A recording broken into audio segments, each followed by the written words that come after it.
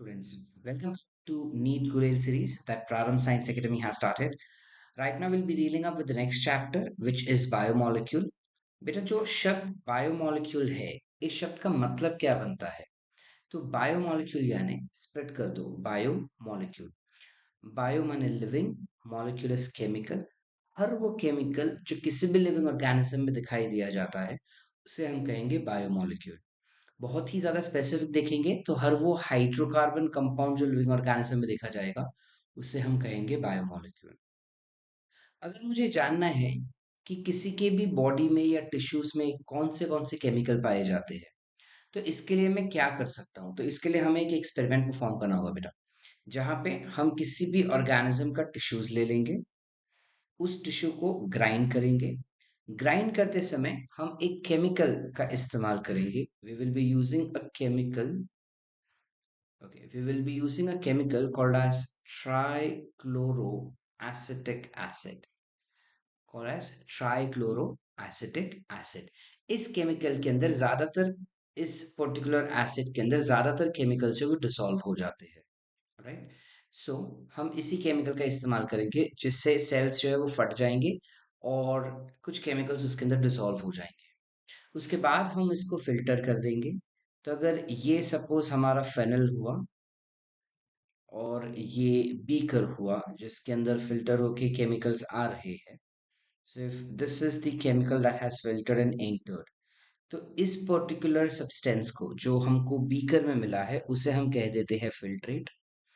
और जो ऊपर फर्नल में अपने को मिलेगा बचा हुआ उसे हम कहते हैं retentate, which is basically solid substance. अब बेटा अकल लगाओ, जो भी केमिकल इसके अंदर मिला है ऑब्वियसली वो एसिड के साथ डिसॉल्व होके आया है, तो I can easily call it as acid soluble pool. और जो भी केमिकल्स ऊपर यहाँ पे बच गया रिटेंटेड में, I can call it as acid insoluble pool. Alright, तो कौन से केमिकल्स हो सकते हैं एसिड सोल्यूबल पूल में? सो एसिड सोल्यूबल पूल में it includes all micro molecules. It will include all micromolecules. Can also be referred as biomicromolecules as mentioned over here. ठीक है?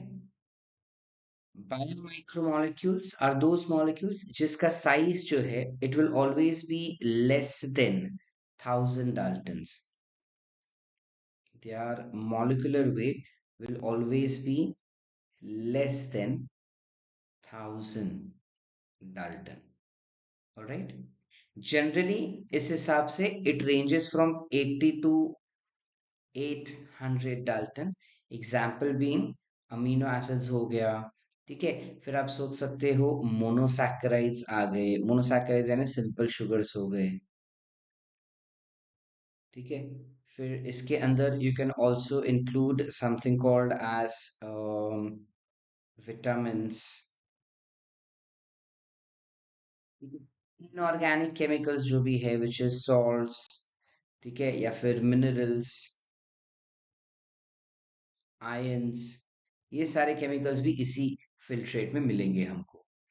इसके अलावा when we talk about acid insoluble pool, ये हर वो chemical होगा जिसका मॉलिक्यूलर वेट, इसका molecular weight should be more than 1000 Dalton।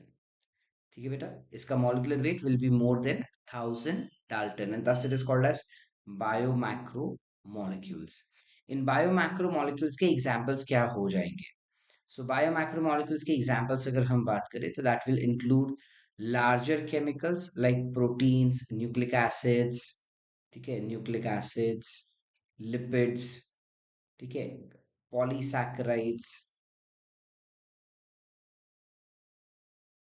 Etcetera. अब इसमें अगर हम बात करें बेटा तो लिपिड जो है ये एक स्पेशल केमिकल है। हम क्यों ऐसा कह रहे हैं? लिपिड का जो मॉलिक्यूलर वेट होता है वो 800 Dalton से कम ही होता है हमेशा। लेकिन जब कभी भी सेल फटता है तो एसिड के अंदर लिपिड जो है वो वेसिकल शेप बना देता है, जिस वजह से वो फिल्ट्रेट में पास नहीं हो पाता और रिटेंटेड में दिखाई दिया जाता है। यानी कि लिपिड जो है वो दिखता अपने को रिटेंटेड में है लेकिन है वो खुद biomacromolecule, and it is an acid insoluble substance. Are we clear, beta? Did we understand? So this is if I want to identify some organic chemicals, this is the way that I can do that. ये एक तरीका हुआ organic chemicals को identify करने का या study करने का। यहीं पे अगर मुझे इनऑर्गेनिक केमिकल्स को स्टडी करना होगा किसी टिश्यू के अंदर तो मैं कैसे करूंगा? सो उसके लिए हम सिंपली लिविंग टिश्यूज लेंगे। इस लिविंग टिश्यू को हम वेट होते हैं ये जनरली, तो उसको हम ड्राई कर देंगे। ड्राई करने के बाद हम उसको बर्न कर देंगे, जला देंगे। तो जो पीछे हमको बचा हुआ मिलेगा दैट विल बी ऐश। ठीक है, हमको पीछे जो मिलेगा that will be ash. Why? Because carbon is burned already, carbon compound सारे जल चुके हैं। पीछे जो मिल गया वो ऐश होगा। This ash is use as sample for inorganic chemical analysis. अभी तेरा क्लियर बेटा, they are use for inorganic chemical analysis. So जब इनऑर्गेनिक केमिकल का एनालिसिस किया था बेटा, तब हमें कुछ इस टेबल में दिए गए डेटा के हिसाब से हमको इंफॉर्मेशंस प्राप्त हुई थी कि अगर आप ध्यान से देखो तो it is carbon, that is CHO, carbon, hydrogen, and oxygen, as well as nitrogen, mm, as well as sulfur. Correct? See, check. यहाँ तक carbon, hydrogen, oxygen and sulphur, CHONS, is more in human body as compared to Earth's crust, whereas rest of the three chemicals, if you can observe, which is sodium, calcium, magnesium, and silicon, is more in Earth's crust as compared to human body. This information can come in your NEET examination, तो इसको याद रखना होगा आपको। Values चाहे याद ना रहे, बट कौन ज्यादा कौन कम है ये चीज हमें पता होना चाहिए बेटा। ठीक है, गोइंग है। जब कभी भी हम केमिकल्स के बारे में बात करें, जो भी केमिकल्स हमें प्राप्त हुए हैं नीचे सबस्ट्रेट में, फिल्ट्रेट में या रिटेंटेट में, वोट एवर जो भी केमिकल्स हमें प्राप्त हुए हैं, जनरली ये सारे केमिकल्स हमारे बॉडी में बनते हैं with the help of metabolism. बराबर बेटा? You have something called as metabolic reaction that takes place in your body. Now, when you have these metabolic reactions that are occurring inside your body, in metabolic reactions, you will have something called as substrate, which gets converted to something called as product. Substrate gets converted to product, which are many times also referred to as metabolite. Metabolic reaction के product है, इसलिए काफी बार इसको हम metabolite करके भी refer करते हैं बेटा। ठीक है, अब ये जो मेटाबोलाइट हमको मिले हुए हैं यहाँ पे जो हमको दिख रहे हैं, ये हमको मिलेंगे सिर्फ और सिर्फ if there is enzyme present as biocatalyst. Without enzyme product मिलना ह्यूमन बॉडी में by metabolic reaction is not possible. Basically कहने का मतलब ये है कि हर एक लिविंग ऑर्गेनिज्म में जो भी मेटाबॉलिक रिएक्शंस होंगे बिना एंजाइम्स के पॉसिबल ही नहीं है। एंजाइम्स तो होंगे ही होंगे। इन एंजाइम्स के द्वारा जब हमें प्रोडक्ट मिलते हैं यानी मेटाबोलाइट मिलते हैं, इन मेटाबोलाइट को दो पार्ट में डिवाइड कर दिया जाता है। एक जिसे हम कहते हैं प्राइमरी मेटाबोलाइट, दूसरा जिसे हम कहते हैं सेकेंडरी मेटाबोलाइट। प्राइमरी मेटाबोलाइट जो होते हैं बेटा, इनको हम प्राइमरी मेटाबोलाइट बेसिकली वो केमिकल्स होते हैं which are involve in growth, development and reproduction. ठीक है, they are involve in growth, development and reproduction. जबकि सेकेंडरी मेटाबोलाइट का कोई एक फिक्स्ड फंक्शनल रोल नहीं है। ठीक है, कि वो ग्रोथ के लिए ही इस्तेमाल होता है या डेवलपमेंट में ही होगा। There is no specific functional role that secondary metabolite has. What are the examples of primary metabolite? So primary metabolite will include proteins, lipid,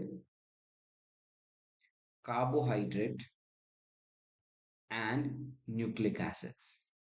It includes protein, lipids, carbohydrate, and nucleic acid. Secondary metabolite will include, example में, all chemicals except primary metabolite. Primary metabolite छोड़ के जितने भी chemical बचते हैं वो सारे chemicals को हम सेकेंडरी मेटाबोलाइट कह देंगे बेटा. All of them will be called as secondary metabolites. So that will include all of this that has been mentioned over here. These are all examples of secondary metabolites, that is alkaloids, terpenoids. These are different class of secondary metabolites: essential oils, toxins, lecithin, drug, polymeric substances, etc. If you notice, animals cannot produce any of them. So secondary metabolites can be produced only and only by plants, fungi, and bacteria. सिर्फ यही तीन है जो secondary metabolite को produce कर पाएंगे. बाकी कोई भी लिविंग ऑर्गेनिज्म सेकेंडरी मेटाबोलाइट को प्रोड्यूस नहीं कर सकते. ठीक है बेटा. अब ये हो गए हमारे प्राइमरी और सेकेंडरी मेटाबोलाइट. इस चैप्टर में हम सिर्फ और सिर्फ प्राइमरी मेटाबोलाइट के बारे में ही डिटेल में देखने वाले हैं. सेकेंडरी मेटाबोलाइट को हम डिटेल में नहीं देखेंगे. So when we talk about primary metabolite, let us start with the first primary metabolite, which is carbohydrate. Before that, हमें information यहाँ पे ash वाली दी गई है, जो मैंने कहा आपको कि हम टिश्यू लेंगे, उसका वेट वेट निकालेंगे, ड्राई करके उसका ड्राई वेट करेंगे, फिर उसको बर्न कर देंगे. बर्न करने के बाद हमें मिलेंगी एशेस, और इन एशेस का इस्तेमाल किया जाएगा for analysis of organic compounds. Alright. चलिए, फर्स्ट ऑर्गेनिक कंपाउंड के पास आ जाते हैं, which is primary metabolite, that is nothing but carbohydrate. Carbohydrate जो होता है, इनके पास बहुत ही ज्यादा भारी मात्रा में अल्कोहलिक ग्रुप होते हैं एंड अल्डिहाइड या कीटोन ग्रुप्स होते हैं. सो अगर हम स्ट्रक्चर देखें, जैसे यहाँ पे दिख रहा है अपने को, तो in that case it has multiple alcoholic, that is hydroxyl group, है ना बेटा. इसलिए इन्हें कहा जाता है polyhydroxy compound. Carbohydrates can also be called as polyhydroxy compound. ठीक है, they can be called as polyhydroxy compound. Alright. Carbohydrates जो होते हैं, it should have minimum 3 carbon. ठीक है, it should have minimum of 3 carbon. And इसके साथ साथ इसके पास एक फंक्शनल ग्रुप रहेगा ही रहेगा. या तो अल्डिहाइड रहेगा एज फंक्शनल ग्रुप, या कीटोन रहेगा. If there is aldehyde as functional group, you name that particular sugar as ketose sugar. Sorry, if you have aldehyde, you call it as aldose sugar, and if you have ketone, you call it as ketose sugar. Alright. So if you observe the formula of sugar, that is glucose का formula जो हमको यहाँ पे दिया है, it has something called as aldehydic group. Correct. So glucose becomes the aldose sugar. ठीक है. इसी को जब रिंग फॉर्म में कन्वर्ट करते हैं हम बेटा, when you convert this into ring form, that ring is consisting of 5 carbon. सिर्फ 5 कार्बन रिंग में जाता है, एक कार्बन जो है वो हमेशा बाहर की तरफ रहेगा. का 5 कार्बन रिंग स्ट्रक्चर जो होता है, इसे हम कहते हैं pyranose ring. This ring is called as pyranose ring. Alright बेटा. Now, when you talk about basics again, you have one more structure which is ribose you can consider. So if you check ribose, इसके पास भी कितने सारे hydroxyl group है, check करो बेटा. और ये एक 5 कार्बन का कंपाउंड है. जब इसका रिंग बनता है तो रिंग में सिर्फ 4 ही कार्बन इंक्लूड हो जाएंगे, तो इसे हम कहते हैं फ्यूरानोस रिंग स्ट्रक्चर. ऑलराइट. सो दो प्रकार के रिंग्स होंगे, पायरेनोस एंड फ्यूरानोस. कार्बोहाइड्रेट्स जो होते हैं, broadly they are divided into 3 categories. You have something called as monosaccharide. Saccharide means sugar, mono matlab one. You've got something called as oligosaccharide.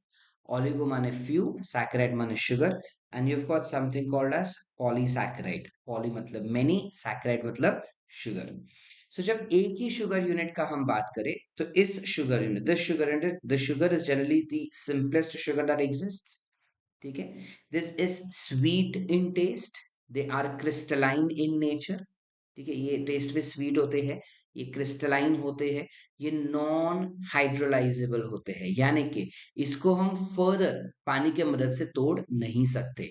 अगर ये टूट भी गया पानी के मदद से तो ये शुगर नहीं बनेगा बट कुछ और ही कंपाउंड बनेगा। And thus it is called as non hydrolysable. Non मतलब नॉट, हाइड्रो मतलब पानी, लाइस मतलब तोड़ना, एबल यानी capability. So it does not have the capability to break down with the help of water molecule. All right, beta. Monosaccharides, as said, it will have minimum 3 carbon and maximum 7 carbon. So a 3 carbon compound or a 3 carbon sugar will be called as triose sugar. Glyceraldehyde becomes one of the example for that. A 4 carbon compound becomes tetrose sugar. Erythrose become the example for that.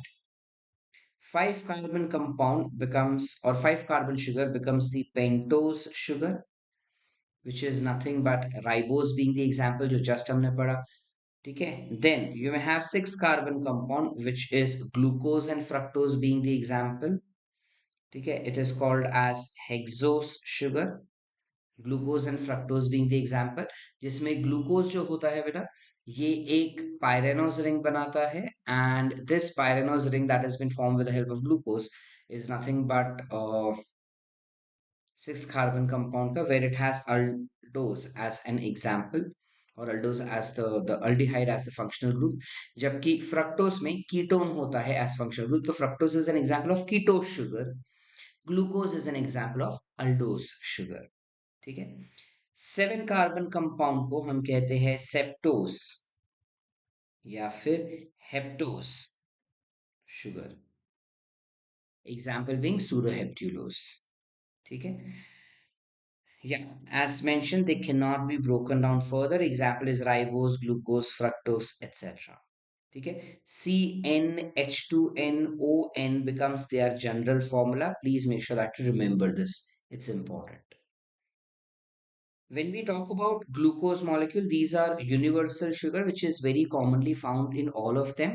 It is also known as aldose sugar, grape sugar because it is found in grapes in higher quantity, corn sugar because it is found in corn in higher quantity, blood sugar because blood में जो sugar पाया जाता है वो glucose form में ही होता है। ठीक है, this information is not required for a NEET examination, so we will rule out this particular information. All right, going ahead further, ribose sugar जो है, it's a pentose sugar, it is an aldose sugar, it has aldehyde as the functional group. Apart from that, it is second most abundant sugar that is found in humans or in world, and it is the modified uh, its modified form is deoxyribose sugar, which is found in DNA. All right. We've also yet to discuss about fructose. So as we've said, this is also a 6 carbon compound, hexose, and this one is a ketose sugar because it has ketone as its functional group, as we can see over here. This is generally found in all the fruits, and that's why, except for grapes and corn that we just mentioned, इसके अलावा सारे fruits में पाए जाते हैं बेटा, जिस वजह से इस sugar को, that is fructose को, fruit sugar भी कहा जाता है, and this is one of the sweetest sugar that exists on earth. Remember this thing. This will also, even if it is a 6 carbon compound, but it tends to form something called as pyranose ring. This will also form pyranose ring. All right, beta. It has been said that all the monosaccharides are reducing sugar, यानी हर monosaccharide के पास जब वो ring form में convert हो जाता है तो इसके फर्स्ट कार्बन के पास प्रॉपर्टी होता है कि वो हाइड्रोजन को रिलीज करे, यानी ऑक्सीडाइज हो जाए, और दूसरे कंपाउंड को रिड्यूस करे, which can be either copper और आयन मॉलिक्यूल को रिड्यूस कर सकता है। Coming to the next, which is oligosaccharides. Oligosaccharide is generally composed of 2 to 9 monosaccharides बेटा, और जब ये 2 to 9 मोनोसैकेराइड से बनता है, ज्यादातर ज्यादातर हम इस वक्त इस चैप्टर में डिस्कस करने वाले हैं about disaccharides. What are disaccharides? जो दो मोनोसैकेराइड से बनता है। Now, how exactly are these two monosaccharides composed? So, two monosaccharides are linked together with the help of a particular bond, which is called as glycosidic. How exactly is this glycosidic bond form? तो दो अगर compound है हमारे पास, let's say two glucose molecule, first carbon, second carbon, third carbon, fourth carbon, fifth carbon and sixth carbon. First carbon, second carbon, third carbon, fourth carbon, fifth carbon, sixth carbon, बराबर बेटा? अब इसका जो fourth carbon होता है, first carbon और fourth carbon कुछ इस प्रकार से नजदीक में आ जाएगा, और इनके जो हाइड्रोक्सिल ग्रुप रहेंगे, उन हाइड्रोक्सिल ग्रुप में से वाटर मॉलिक्यूल निकाल दिया जाता है। Water molecule is remove. When water molecule is removed from that, you have only and only oxygen which is left. So what happens is, within this, you have oxygen which tends to get binded like this as shown over here. So this what is formed is called as glycosidic. Glycosidic bond दो type के होते हैं। अगर इस प्रकार का बना है तो इसे हम अल्फा ग्लाइकोसिडिक बॉन्ड कहेंगे। किसी किसी केमिकल में ऐसे या फिर ऐसे भी ग्लाइकोसिडिक बॉन्ड बनते हैं, तो इस प्रकार के ग्लाइकोसिडिक बॉन्ड को बीटा ग्लाइकोसिडिक बॉन्ड कहेंगे बेटा। Alright. The examples of disaccharides includes sucrose, lactose, maltose, raffinose, etc. ये भी इनके प्रॉपर्टीज एग्जैक्टली मोनोसैकेराइड्स जैसे ही होते हैं, विच इज नथिंग बट ये भी स्वीट होंगे टेस्ट में, ये भी वाटर सोल्यूबल होंगे, ये भी क्रिस्टलाइन होंगे, लेकिन ये unlike monosaccharides these are hydrolysable. इनको पानी के मदद से मैं तोड़ सकता हूं। मैं अगर पानी, जब हमने पानी निकाल दिया तब ये बॉन्ड बना ना ग्लाइकोसिलिक बॉन्ड। ग्लाइकोसिलिक बॉन्ड कब बना? जब पानी निकाल दिया। अगर मैं पानी वापस ऐड करूं तो ये ग्लाइकोसिलिक बॉन्ड टूट जाएगा, और टूट गया तो मुझे दो मोनोसैकेराइड्स मिल जाएंगे। इसे हम कहते हैं hydrolysable. So disaccharides or oligosaccharides will be hydrolyzable in nature. All right. And most of the disaccharides will also be reducing sugar, except for sucrose. Most of them will be a reducing sugar. Sucrose is a non-reducing sugar. All right, beta.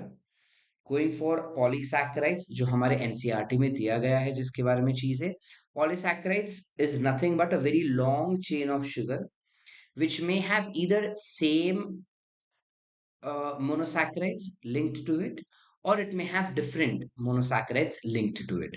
So depending on the type of monosaccharides that combine together to form a longer chain, you further classify this particular thing, which is nothing but polysaccharides, as homopolysaccharides, या फिर you can identify it as heteropolysaccharides. Let's go to homopolysaccharides firstly. homopolysaccharides में सबसे पहला जो saccharide हमको देखना है, that is starch. starch जो होता है, it is composed of glucose unit. It has glucose as its monosaccharide unit. Glucose का एक बहुत ही बड़ा चेन बनता है, जो एक लंबा चेन रहेगा। आगे जाके इसके पास काबिलियत है कि ये सेकेंडरी स्ट्रक्चर दिखाता है, which is helical structure.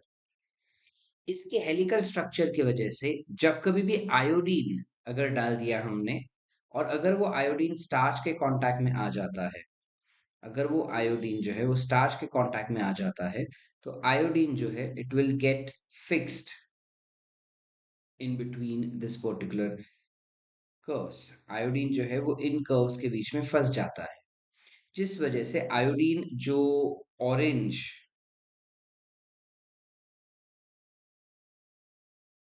Brown colour का होता है, आयोडीन जो ऑरेंज ब्राउन कलर का होता है, स्टार्च के कांटेक्ट में आते ही उसका कलर चेंज हो जाता है ब्लू में। जैसे ही ब्लू कलर का हो जाता है, आप कंक्लूड कर सकते हैं कि उस पर्टिकुलर सब्सटेंस में स्टार्च प्रेजेंट है। So presence of starch can easily be identified by positive iodine test. Starch is the only sugar that gives positive iodine test. There is no other sugar that will give you positive iodine test. All right, ये याद रखना है आपको. So iodine test for helical structures only, which is specifically starch. Starch is nothing but stored food product in plants. All right. Then going for next, which is cellulose. Cellulose is again composed of glucose as its simplest unit that is monosaccharide. Cellulose जो होता है वो beta linkage दिखाता है one और fourth carbon के बीच में। Cellulose generally एक लीनियर चेन ही होता है, लंबा चेन ही बनता है, जिस वजह से it will never show positive iodine test. Cellulose is nothing but it's a cell wall material, generally ये सेल वॉल बनाता है प्लांट्स के अंदर। इसके अलावा you also have glycogen which is present. अच्छा, यहाँ पे हमको ये एक चीज बताया जो हमें याद रखनी होगी कि cellulose is one of the most abundant organic molecules on Earth. ठीक है, सबसे ज्यादा क्वांटिटी में अगर कोई ऑर्गेनिक मॉलिक्यूल है अर्थ पे तो that is nothing but cellulose. Glycogen का जब हम बात करते हैं, ग्लाइकोजन एनिमल्स के अंदर स्टार्च वाला काम करता है, मतलब एनिमल्स के अंदर it will be a stored food product, not just in animals but in bacteria and fungi as well. Glycogen is basically a branched polysaccharide, यानी वो कुछ इस प्रकार से ब्रांचेस में होता है।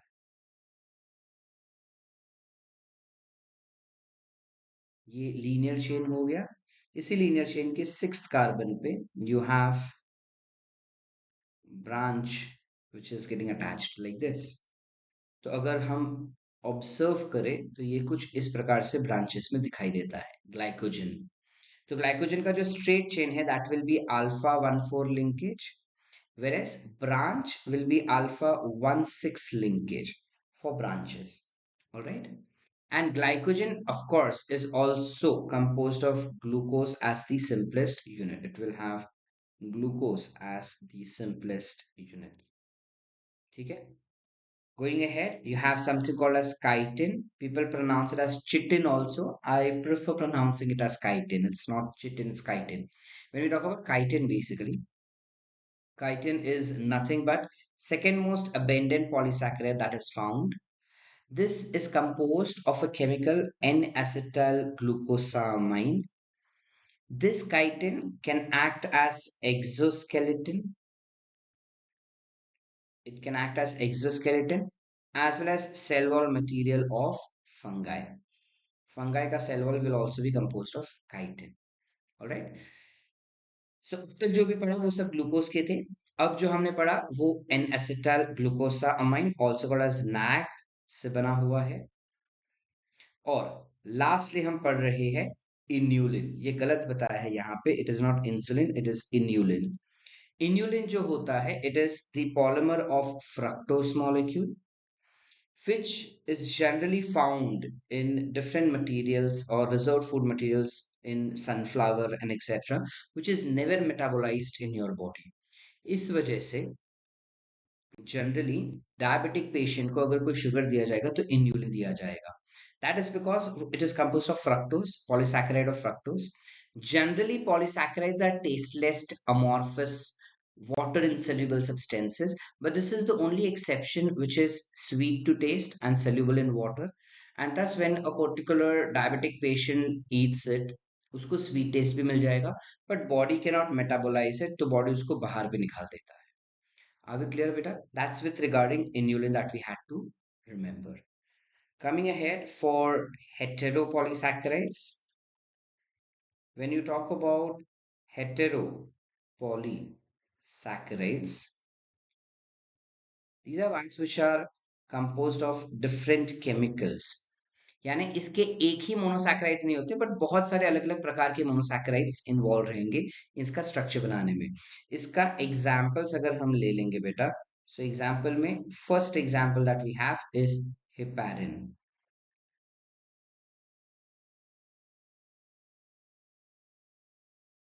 Heparin is one of the examples that we can think up over here. You've got something called as peptidoglycan. What is peptidoglycan? Peptidoglycan is the a chemical which is involved in synthesis of cell wall for bacteria. All right. So these are few of the examples that we can memorize for heteropolysaccharide. Going ahead to the next chemical, which is nothing but proteins. Now,